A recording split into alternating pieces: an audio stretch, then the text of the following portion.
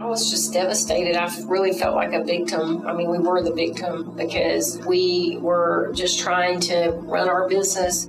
My husband and I owned this business together. He had a couple of partners, and we had 3 locations on the coast of Georgia. And they had been in business a long time. The first restaurant opened in 1976 in Savannah. We had an old point of sale system that we had been using in all of the restaurants. At that time, we were using the terminals that would go through the phone lines because we had already been asked to not put the credit card number on the receipt, or at least it could only have the last 4 numbers. And so that we were doing that already. We had, got the terminals where they only printed the last 4 numbers, but we still kept getting, letters about being PCI compliant. And we decided to just upgrade our point of sale systems because they were older and we needed to get new ones, and thought we could just kill 2 birds, cover all this, and we would be compliant and everything would be up to date. We spent about $60,000 on buying those point of sale systems for all 3 restaurants and got those into place and got them going. I felt pretty good about, we've got new systems and we should be good with all this card data information.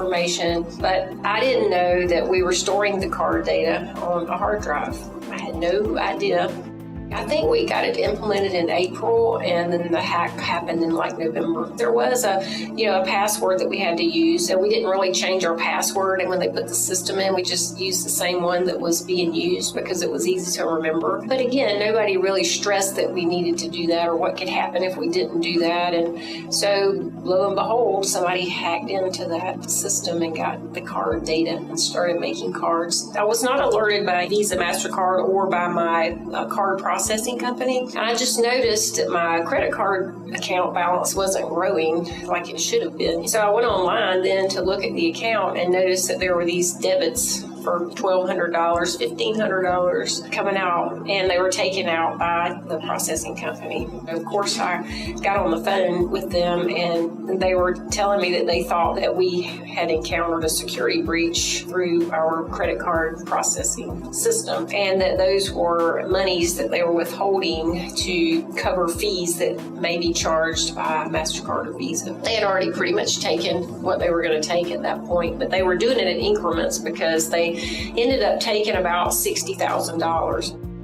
Holding that money. Again, it was to cover fees that they may incur from MasterCard and Visa. If there were fines, they weren't going to be responsible. And when we were going to upgrade, we signed an agreement, but apparently it did not protect us either, and it protected the vendor. So they were not going to be liable, and we really didn't have much ground to stand on. We would have tried to recover if we could have. And, I even had conversations with the franchisee, and he was really sympathetic and nice as he could be. He felt really bad about it, but he had his agreement and there wasn't much I could do.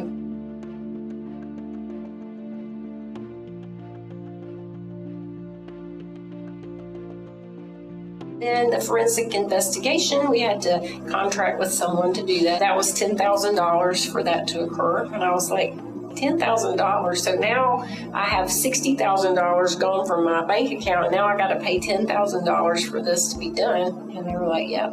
I, of course, got an attorney at that point and was saying, is there anything we can do here? I mean, this is costing me an arm and a leg. So we went and spent more money with the attorney because we went through everything. He looked at the card agreement, asked questions about what happened, and studied everything. And so, I probably spent about $10,000 in attorney's fees to find out that really, we were liable because of the agreement. I'd say it took about 9 months to get everything in place and just to get back to normal, but then we still had to pay for a service through another vendor where we had to be monitored for 3 years on top of everything else. It's good to have a service like that, but again, that was another thing we didn't have beforehand. I would definitely invest in some type of security for my point of sale system. So just make sure you're not storing data anywhere, and make sure that your system is secure, whatever you have to do that, because it really doesn't pay to not have it. As we found out when we thought we were doing everything right, we really didn't have what we needed, and it ended up costing us over $100,000 that we couldn't recover.